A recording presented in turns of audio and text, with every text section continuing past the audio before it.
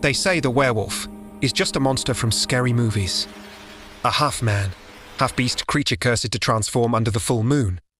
But the real story behind the werewolf is far stranger and far older than Hollywood ever dared to show. Long before movies, before medieval legends, and even before a written history, people across the world told stories of men who could become wolves. The oldest known tale comes from ancient Mesopotamia. Over 4,000 years ago, clay tablets describe warriors who shed their human form and walked as wolves in the night.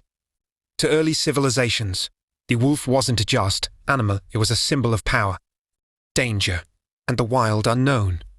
And those who could transform into one were feared and respected. But the most famous origin comes from ancient Greece, in the legend of King Lycaon. According to the myth, Lycaon tried to test Zeus by serving him a meal made of human flesh. Enraged, Zeus cursed the king and transformed him into a wolf. This is where the word lycanthropy, meaning werewolf transformation, was born. To the Greeks, becoming a wolf wasn't a random curse. It was a punishment for crossing the boundaries between civilization and savagery.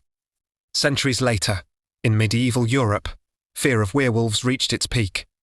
Villagers believed wolves were not just predators, they were servants of the devil. When a brutal attack happened, and no one could explain it, they blamed a werewolf. Between the 1500s and 1600s, courts across France and Germany put real people on trial for being werewolves. Some even confessed not because they were guilty, but because they believed they were cursed. Many historians think these werewolves were people suffering from conditions like rabies, extreme trauma, or ergot poisoning, a fungus that causes hallucinations. But to the terrified villagers, the explanation was simple. A monster walked among them. By the 19th century, science offered a new explanation. Doctors discovered rare disorders that caused people to grow excess hair, behave violently, or lose their sense of identity.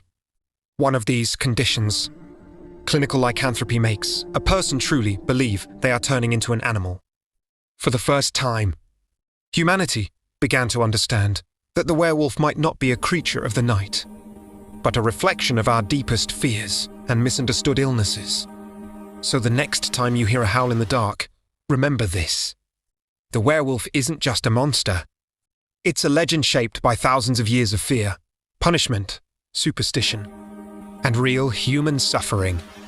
And that is the true story behind one of the world's most famous mythical creatures. If you enjoy